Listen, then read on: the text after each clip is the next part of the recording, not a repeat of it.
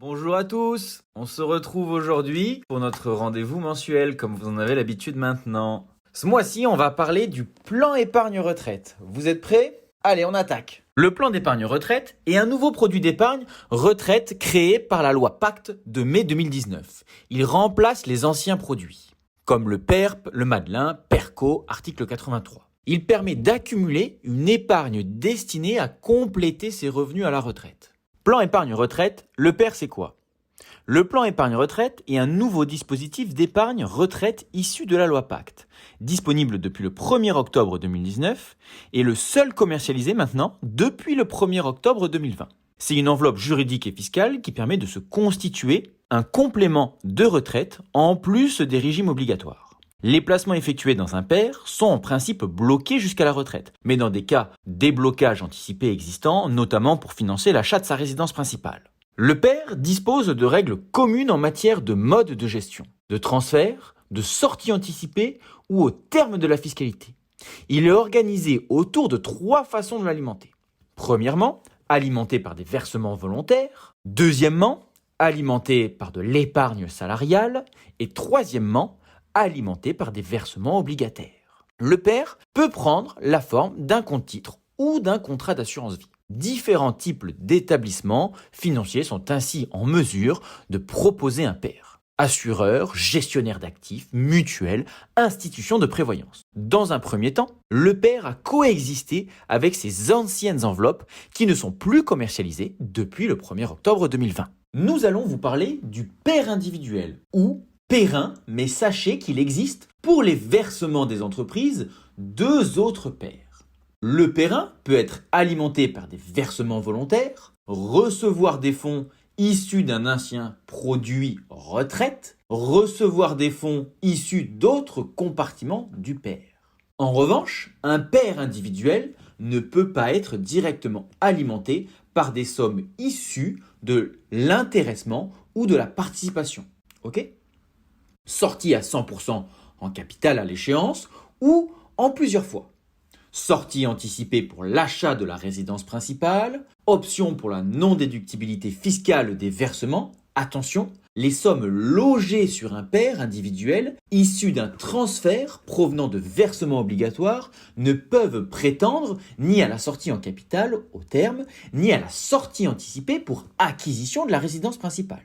Pour chaque versement volontaire, sur un PER individuel, on peut choisir entre versement déductible du revenu imposable, versement non déductible. L'option pour la non-déductibilité peut présenter un intérêt dans plusieurs situations, quand on est habituellement non imposable à l'impôt sur le revenu, quand on est temporairement non imposable en cas de baisse de revenus. Quand on a dépassé le plafond annuel de déduction, en fonction de l'option choisie, la fiscalité à la sortie n'est pas la même. Indépendamment, la gestion libre est privilégiée. Le degré de sécurisation, d'exposition aux risques financiers de la gestion pilotée varie selon le profil de risque du client et la proposition de l'assureur ou de la banque. Généralement, les profils s'appellent prudent, horizon retraite, part accrue d'actifs à faible risque, équilibré, horizon retraite, proposition par défaut, et dynamique, horizon retraite, par accru d'actifs risqués, potentiellement plus rémunérateurs. On va regarder maintenant les taux de rendement 2019 du fonds en euros des PER individuels. Vient s'afficher à votre écran la slide numéro 1. Alors, on va regarder rapidement les taux de rendement 2019 des différents fonds en euros proposés sur les PER. Donc le PER RS 0,64 à 2,34, le PER de chez Swiss Life 1%, le PER Zen, Guépard Zen de AGAS 1,40% et le PER de Generali Patrimoine 1,40% également.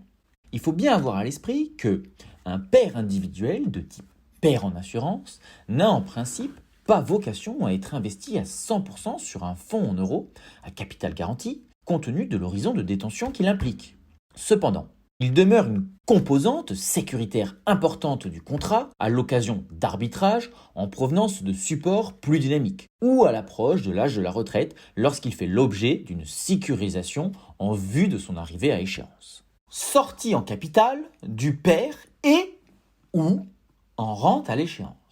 La souplesse du père à la sortie constitue l'un de ses avantages par rapport aux produits d'épargne retraite préexistants. Ainsi, à l'échéance, le titulaire d'un père peut sortir au choix en rente ou en capital. La sortie en capital peut être totale, en une fois, partielle ou fractionnée sur plusieurs années. En cas de sortie en capital fractionné, la durée du fractionnement est fixée librement par l'établissement gestionnaire du contrat. Elle peut s'étaler sur 4 ou 5 ans ou sans limitation de temps.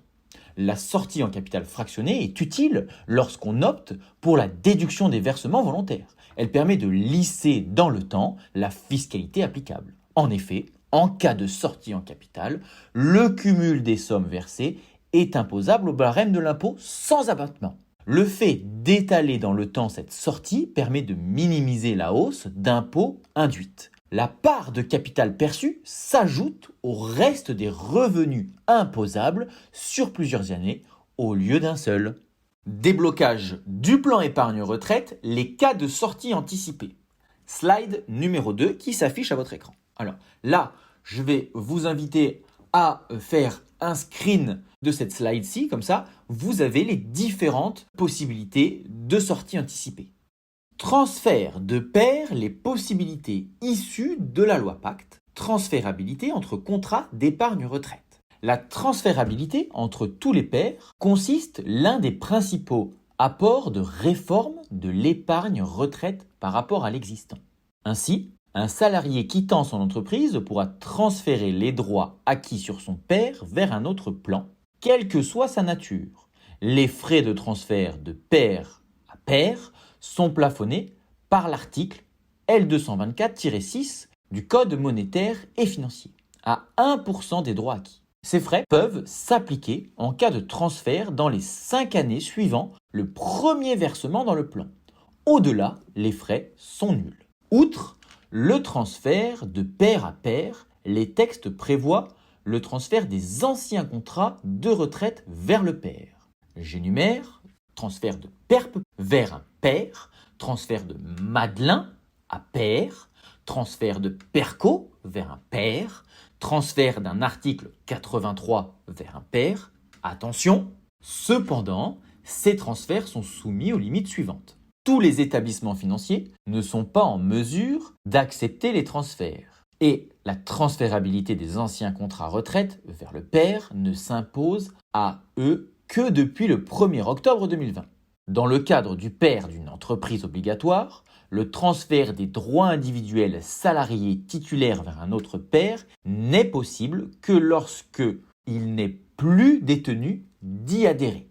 Donc, lorsqu'il a quitté l'entreprise. Le transfert des droits individuels d'un pair d'entreprise collectif vers un autre pair avant le départ de l'entreprise n'est possible que dans la limite d'un transfert tous les 3 ans. Alors, maintenant, le transfert d'une assurance vie vers un pair. La loi Pacte instaure, à l'article 72, une incitation fiscale temporaire à transférer son assurance vie vers un pair.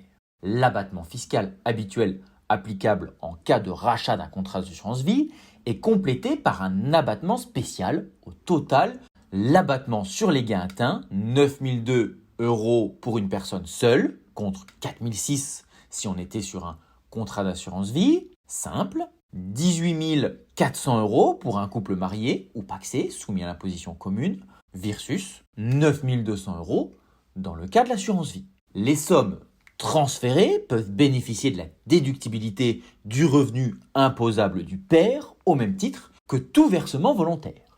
Le contrat d'assurance vie peut être transféré en totalité ou seulement partiellement. Cette incitation, au travers de l'assurance vie vers le pair, est soumise à 3 conditions. Premièrement, le contrat d'assurance vie doit avoir été ouvert depuis plus de 8 ans. Deuxièmement, son titulaire doit être distant de plus de 5 ans de l'âge légal de départ à la retraite. Et troisièmement, le transfert doit intervenir avant le 1er janvier 2023. La fiscalité du plan épargne retraite, déduction des versements, impôt à la sortie. Le régime fiscal du pair est simple. Il convient de distinguer la fiscalité à l'entrée, donc sur les versements et les cotisations, la fiscalité en cas de sortie avant l'échéance, en cas de déblocage anticipé, la fiscalité à la sortie en capital ou en rente viagère et la fiscalité au décès du titulaire du plan. Fiscalité à l'entrée, déduction des versements sur un plan épargne-retraite. L'une des nouveautés introduites dans le cadre de la création du PER est la possibilité de bénéficier de versements volontaires, déductibles du revenu imposable, quel que soit le type de PER, PER individuel, PER d'entreprise collective et PER d'entreprise obligatoire. En d'autres termes, l'effort d'épargne du titulaire du PER est partiellement financé par une économie d'impôt l'année suivante. Exemple, 10 000 € investis en 2020 génèrent jusqu'à 4 500 € d'impôt en 2021. Dans le cadre du PER, les règles et plafonds de déductibilité des versements sont les mêmes que celles applicables au PERP ou au contrat Madelin, à une exception près. De plus, le PER est comme ses prédécesseurs hors du plafond des niches fiscales à 10 000 €.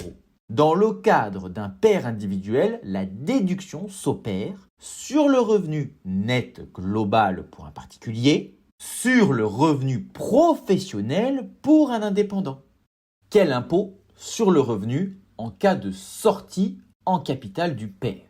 Le régime fiscal est le même que l'on sorte en capital en une fois ou en plusieurs fois. Sortie en capital fractionné sur plusieurs années. Il est vrai, selon l'origine des versements, versements volontaires déduits, cumul des versements, barème à l'impôt sur les revenus sans abattement de 10%, pas de prélèvements sociaux, total des gains, plus prélèvements sociaux, dans tous les cas, le PFU s'applique. En lieu et place de l'imposition au PFU, régime fiscal par défaut, le contribuable peut choisir dans sa déclaration de revenus l'option de l'imposition globale du barème de l'IR. Régime fiscal du PER en cas de sortie anticipée. Le PER permet de sortir de façon anticipée, avant l'âge de la retraite, en procédant à une demande de liquidation ou de rachat exceptionnel. Le traitement fiscal varie selon la nature du déblocage anticipé. Lorsqu'il s'agit d'un déblocage anticipé du PER destiné à financer l'acquisition de la résidence principale, les sommes perçues sont taxées de la façon suivante. Somme versée, barème de l'impôt sur le revenu sans abattement de 10%. Le gain, donc juste au-dessus c'était le capital, maintenant c'est le gain du capital, c'est la flat tax. Dans tous les autres cas, en cas de déblocage anticipé du PER, seuls les gains sont soumis aux prélèvements sociaux. Imposition du plan épargne-retraite en cas de sortie en rente. Quel est le régime fiscal de la sortie en rente à l'échéance d'un PER? L'imposition des rentes perçues dépend essentiellement de l'origine des versements sur le plan. Versement volontaire déductible. Impôt sur le revenu, au barème de l'IR après abattement de 10% d'un montant de 389 € minimum et de 3 812 € maximum en 2019 pour l'ensemble du foyer fiscal. Prélèvements sociaux de 17,2 sur une fraction de la rente. Abattement selon l'âge du titulaire à la date de la sortie en rente. Part imposable de 40% de la rente, de 60 à 69 ans, inclus, de 30% au-delà de 69 ans. Sortie en capital, transférabilité, en résumé, les mesures de la loi Pacte.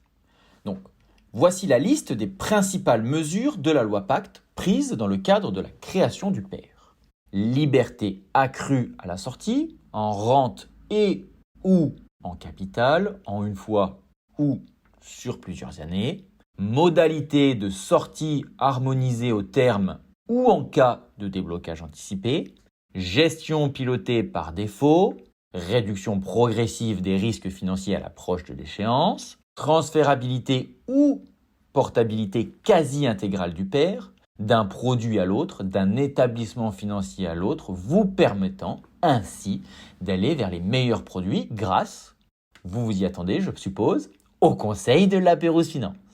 Cadre fiscal commun, notamment la possibilité d'opter ou non pour la déductibilité des versements volontaires. Ça y est, j'en ai fini de vous expliquer les nouveaux avantages du PER. Si vous souhaitez qu'on approfondisse un peu le sujet, vous n'hésitez pas à nous appeler. De toute façon, on risque d'avoir des créneaux de libre à 21h, si vous voyez de quoi je parle. Allez, je vous remercie pour ce bon moment passé ensemble et j'ai déjà hâte le mois prochain. Bye!